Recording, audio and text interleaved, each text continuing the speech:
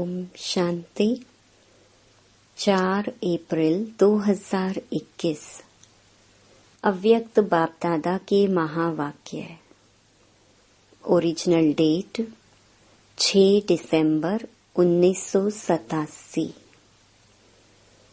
सिद्धि का आधार श्रेष्ठ वृत्ति।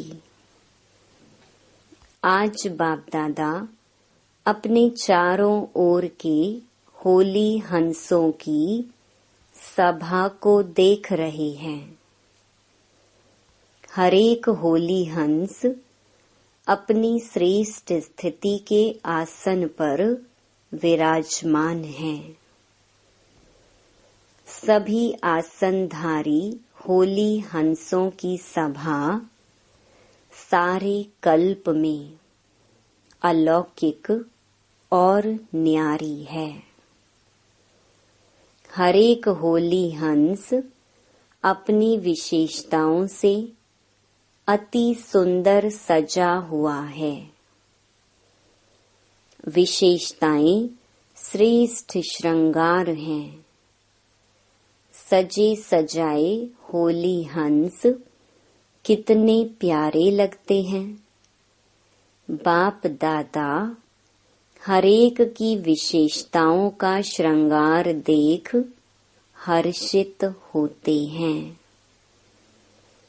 श्रृंगारे हुए सभी हैं, क्योंकि बाप दादा ने ब्राह्मण जन्म देते ही बचपन से ही विशेष आत्मा भव का वरदान दिया। नंबर वार होते भी लास्ट नंबर भी विशेष आत्मा है। ब्राह्मण जीवन में आना अर्थात विशेष आत्मा में आ ही गए। ब्राह्मण परिवार में चाहे लास्ट नंबर हो, लेकिन विश्व की अनेक आत्माओं के अंतर में वह भी विशेष गाए जाते। इसलिए कोटों में कोई, कोई में भी कोई गाया हुआ है। तो ब्राह्मणों की सभा अर्थात विशेष आत्माओं की सभा।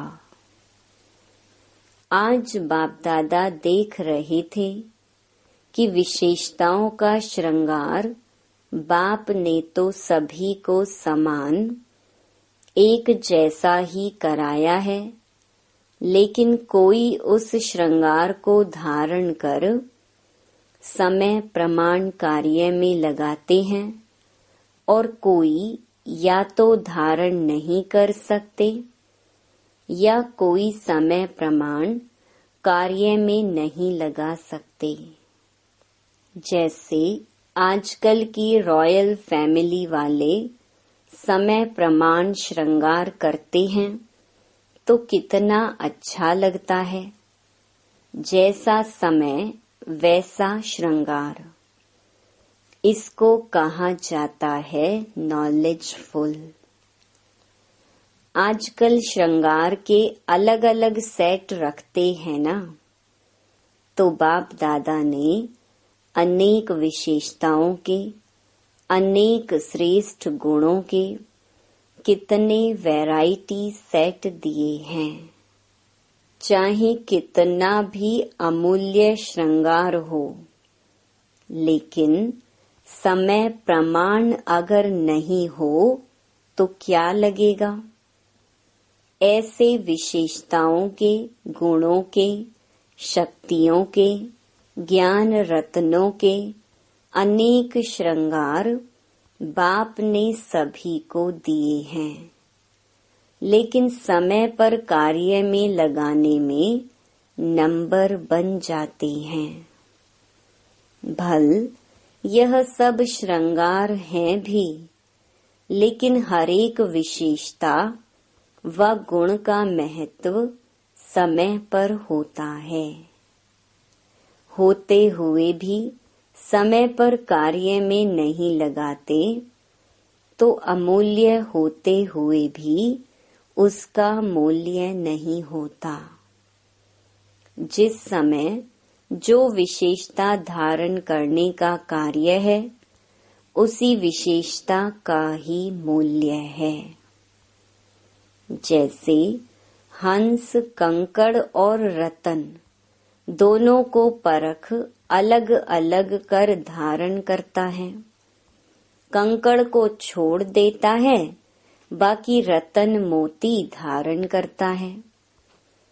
ऐसे होली हंस अर्थात समय, प्रमाण, विशेषता व गुण को परख कर वही समय पर यूज करें। इसको कहते हैं परखने की शक्ति, निर्णय करने की शक्ति वाला होली हंस।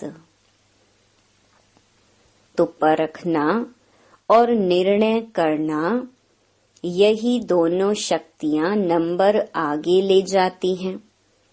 जब यह दोनों शक्तियां धारण हो जाती, तब समय, प्रमाण उसी विशेषता से कार्य ले सकते। तो हर एक होली हंस अपनी इन दोनों शक्तियों को चेक करो। दोनों शक्तियां समय पर धोखा तो नहीं देती। समय बीत जाने के बाद अगर परख भी लिया, निर्णय कर भी लिया, लेकिन समय तो वह बीत गया ना। जो नंबर 1 होली हंस हैं, उन्हों की यह दोनों शक्तियां सदा समय, प्रमाण कार्य करती हैं। अगर समय के बाद यह शक्तियां कार्य करती, तो सेकंड नंबर में आ जाते। थर्ड नंबर की तो बात ही छोड़ो। और समय पर वही हंस कार्य कर सकता जिसकी सदा बुद्धि होली माना पवित्र है। होली का अर्थ सुनाया था ना। एक होली अर्थात पवित्र, और हिंदी में होली अर्थात बीती सो बीती। तो जिनकी बुद्धि होली अर्थात स्वच्छ है और सदा ही जो सेकंड, जो परिस्थिति बीत गई, वह होली। यह अभ्यास है ऐसी बुद्धि वाले सदा होली अर्थात रूहानी रंग में रंगे हुए रहते हैं। सदा ही बाप के संग के रंग में रंगे हुए हैं। तो एक ही होली शब्द 3 रूप से यूज होता है, जिसमें यह तीनों ही अर्थ की विशेषताएं हैं। अर्थात जिन हंसों को यह विधि आती है, वह हर समय सिद्धि को प्राप्त होते हैं। तो आज बाप दादा होली हंसों की सभा में सभी होली हंसों की यह विशेषता देख रहे हैं। चाहे स्थूल कार्य अथवा रूहानी कार्य हो, लेकिन दोनों में सफलता का आधार परखने और निर्णय करने की शक्ति है। किसी के भी संपर्क में आते हो, जब तक उसके भाव और भावना को परख नहीं सकते और परखने के बाद यथार्थ निर्णय नहीं कर पाते, तो दोनों कार्य में सफलता नहीं प्राप्त होती। चाहे व्यक्ति हो व परिस्थिति हो, क्योंकि व्यक्तियों के संबंध में भी आना पड़ता है और परिस्थितियों को भी पार करना पड़ता है। जीवन में यह दोनों ही बातें आती हैं। तो नंबर 1 होली हंस अर्थात दोनों विशेषताओं में संपन्न। यह हुआ आज की इस सभा का समाचार। यह सभा अर्थात सिर्फ सामने बैठे हुए नहीं, बाप दादा के सामने तो आपके साथ साथ चारों ओर के बच्चे भी इमर्ज होते हैं। बेहद के परिवार के बीच बाप दादा मिलन मनाते व रूह रिहान करते हैं। सभी ब्राह्मण आत्माएं अपने याद की शक्ति से स्वयं भी मधुबन में हाजिर होती हैं और बाप दादा यह भी विशेष बात देख रहे हैं कि हर एक बच्चे के विधि की लाइन और सिद्धि की लाइन, यह दोनों रेखाएं कितना स्पष्ट हैं और कितनी लंबी, अर्थात विधि और सिद्धि का खाता कितना यथार्थ रूप से जमा है। विधि का आधार है श्रेष्ठ वृत्ति। अगर श्रेष्ठ वृत्ति है तो यथार्थ विधि भी है और यथार्थ विधि है तो सिद्धि श्रेष्ठ है ही है। तो विधि और सिद्धि का बीज वृत्ति है। श्रेष्ठ वृत्ति सदा भाई भाई की आत्मिक वृत्ति हो। यह तो मुख्य बात है ही, लेकिन साथ साथ संपर्क में आते हर आत्मा के प्रति कल्याण की, स्नेह की, सहयोग की, निस्वार्थपन की निर्विकल्प वृत्ति हो, निर्व्यर्थ संकल्प वृत्ति हो। कई बार किसी भी आत्मा के प्रति व्यर्थ संकल्प व विकल्प की वृत्ति होती है, तो जैसी वृत्ति दृष्टि वैसी ही उस आत्मा के कर्तव्य कर्म की सृष्टि दिखाई देगी।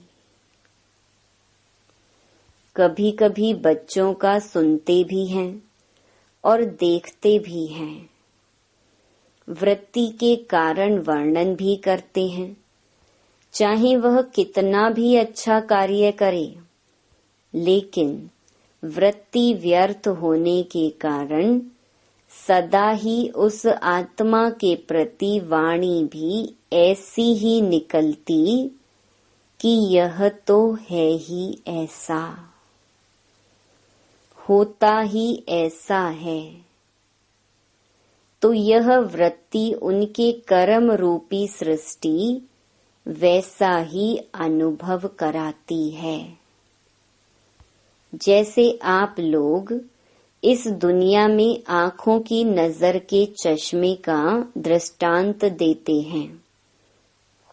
जिस रंग का चश्मा पहनेंगे वही दिखाई देगा। ऐसे यह जैसी वृत्ति होती है तो वृत्ति दृष्टि को बदलती है, दृष्टि सृष्टि को बदलती है। अगर वृत्ति का बीज सदा ही श्रेष्ठ है तो विधि और सिद्धि सफलता पूर्वक है ही। तो पहले वृत्ति के फाउंडेशन को चेक करो, उसको श्रेष्ठ वृत्ति कहा जाता है। अगर किसी संबंध संपर्क में श्रेष्ठ वृत्ति के बजाय मिक्स है तो भल कितनी भी विधि अपनाओ, लेकिन सिद्धि नहीं होगी, क्योंकि बीज है वृत्ति और वृक्ष है विधि और फल है सिद्धि। अगर बीज कमजोर है तो वृक्ष चाहे कितना भी विस्तार वाला हो, लेकिन सिद्धि रूपी फल नहीं होगा। इसी वृत्ति और विधि के ऊपर बाप दादा बच्चों के प्रति एक विशेष रूह रिहान कर रहे थे।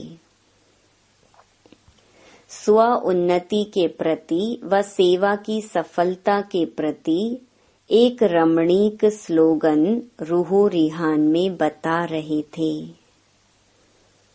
आप सभी यह स्लोगन एक दो में कहते भी हो। हर कार्य में पहले आप, यह स्लोगन याद है ना? एक है पहले आप, दूसरा है पहले मैं। दोनों स्लोगन पहले आप और पहले मैं दोनों आवश्यक हैं, लेकिन बाप दादा रूह रिहान करते मुस्कुरा रहे थे। जहाँ पहले मैं होना चाहिए वहाँ पहले आप कर देते, जहाँ पहले आप करना चाहिए वहाँ पहले मैं कर देते, बदली कर देते हैं। जब कोई स्व परिवर्तन की बात आती है तो कहते हो पहले आप, यह बदले तो मैं बदलूं, तो पहले आप हुआ ना। और जब कोई सेवा का या कोई ऐसी परिस्थिति को सामना करने का चांस बनता है तो कोशिश करते हैं पहले मैं भी तो कुछ हूँ, मुझे भी कुछ मिलना चाहिए। तो जहाँ पहले आप कहना चाहिए वहाँ मैं कह देते। सदा स्वमान में स्थित हो, दूसरे को सम्मान देना अर्थात पहले आप करना। सिर्फ मुख से कहो पहले आप और कर्म में अंतर हो, यह नहीं। स्वमान में स्थित हो, स्वमान देना है। स्वमान देना व स्वमान में स्थित होना, उसकी निशानी क्या होगी? उसमें दो बातें सदा चेक करो। एक होती है अभिमान की वृत्ति, दूसरी है अपमान की वृत्ति। जो स्वमान में स्थित होता है और दूसरे को स्वमान देने वाला दाता होता, उसमें यह दोनों वृत्ति नहीं होंगी, ना अभिमान की ना अपमान की। यह तो करता ही ऐसा है, यह होता ही ऐसा है, तो यह भी रॉयल रूप का उस आत्मा का अपमान है। स्वमान में स्थित होकर स्वमान देना, इसको कहते हैं पहले आप करना। समझा? और जो भी स्व उन्नति की बात हो, उसमें सदा पहले मैं का स्लोगन याद हो तो क्या रिजल्ट होगी? पहले मैं अर्थात जो ओटे सो अर्जुन। अर्जुन अर्थात विशेष आत्मा, न्यारी आत्मा, अलौकिक आत्मा, अलौकिक विशेष आत्मा। जैसे ब्रह्मा बाप सदा पहले मैं के स्लोगन से जो ओटे सो अर्जुन बनाना, अर्थात नंबर 1 आत्मा। नंबर 1 का सुनाया नंबर 1 डिवीजन। वैसे नंबर 1 तो एक ही होगा ना, तो स्लोगन है दोनों जरूरी, लेकिन सुनाया ना नंबर किस आधार पर बनते? जो समय प्रमाण कोई भी विशेषता को कार्य में नहीं लगाते तो नंबर आगे पीछे हो जाता। समय पर जो कार्य में लगाता है वह विन करता है अर्थात वन हो जाता। तो यह चेक करो, क्योंकि इस वर्ष स्व की चेकिंग की बातें सुना रहे हैं। भिन्न भिन्न बातें सुनाई है ना, तो आज इन बातों को चेक करना। आप के बजाय मैं के बजाय आप तो नहीं कर देते हो। इसको कहते हैं यथार्थ विधि। जहाँ यथार्थ विधि है वहाँ सिद्धि है ही। और इस वृत्ति की विधि सुनाई, दो बातों की चेकिंग करना, ना अभिमान की वृत्ति हो ना अपमान की। जहाँ यह दोनों की अप्राप्ति है वहाँ ही स्वमान की प्राप्ति है। आप कहो ना कहो, सोचो ना सोचो, लेकिन व्यक्ति प्रकृति दोनों ही सदा स्वतः ही स्वमान देते रहेंगे। संकल्प मात्र भी स्वमान के प्राप्ति की इच्छा से स्वमान नहीं मिलेगा। निर्माण बनना अर्थात पहले आप कहना। निर्माण स्थिति स्वतः ही स्वमान दिलाएगी। स्वमान की परिस्थितियों में पहले आप कहना अर्थात बाप समान बनना। जैसे ब्रह्मा बाप ने सदा ही स्वमान देने में पहले जगत अम्बा, पहले सरस्वती माँ, पीछे ब्रह्मा बाप रखा। ब्रह्मा माता होते हुए भी स्वमान देने के अर्थ जगत अम्बा को आगे रखा। हर कार्य में बच्चों को आगे रखा और पुरुषार्थ की स्थिति में सदा स्वयं को पहले मैं इंजन के रूप में देखा। इंजन आगे होता है ना। सदा यह साकार जीवन में देखा कि जो मैं करूँगा मुझे देख सभी करेंगे। तो विधि में स्व उन्नति में व तीव्र पुरुषार्थ की लाइन में सदा पहले मैं रखा। तो आज विधि और सिद्धि की रेखाएं चेक कर रहे थे। समझा? तो बदली नहीं कर देना। यह बदली करना माना भाग्य को बदली करना। सदा होली हंस बन निर्णय शक्ति परखने की शक्ति को समय पर कार्य में लगाने वाले विशाल बुद्धि बनो और सदा वृत्ति रूपी बीज को श्रेष्ठ बनाए विधि और सिद्धि सदा श्रेष्ठ अनुभव करते चलो। पहले भी सुनाया था कि बाप दादा का बच्चों से स्नेह है। स्नेह की निशानी क्या होती है? स्नेह वाला स्नेह की कमी को देख नहीं सकता। सदा स्वयं को और स्नेही आत्मा को संपन्न समान देखना चाहता है। समझा? तो बार बार अटेंशन खिंचवाते, चेकिंग कराते, यही संपन्न बनाने का सच्चा स्नेह है। अच्छा, अभी सब तरफ से पुराने बच्चे मेजॉरिटी में हैं। पुराना किसको कहते हैं? अर्थ जानते हो ना? बाप दादा पुरानों को कहते हैं सब बातों में पक्के। पुराने अर्थात पक्के। अनुभव भी पक्का बनाता है, ऐसा कच्चा नहीं जो जरा सी माया बिल्ली आवे और घबरा जावे। सभी पुराने पक्के आए हो ना। मिलने का चांस लेने के लिए सभी पहले मैं किया तो कोई हर्जा नहीं, लेकिन हर कार्य में कायदा और फायदा तो है ही है। ऐसे भी नहीं पहले मैं तो इसका मतलब 1000 आ जाएं।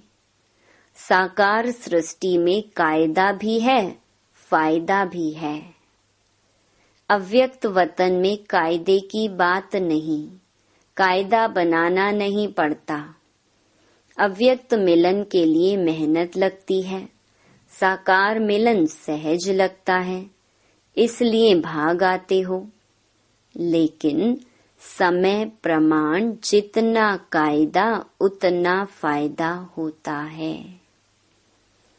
बाप दादा थोड़ा भी इशारा देते हैं तो समझते हैं अब पता नहीं क्या होने वाला है।